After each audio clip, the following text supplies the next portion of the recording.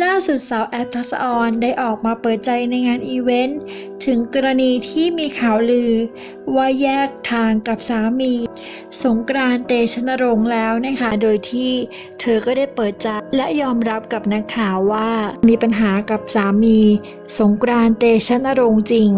ตอนนี้ก็มีการแยกกันอยู่มาได้สักพักแล้วนะคะโดยสาวแอฟได้ขอที่จะยังไม่พูดถึงสาเหตุที่ทำให้เกิดปัญหา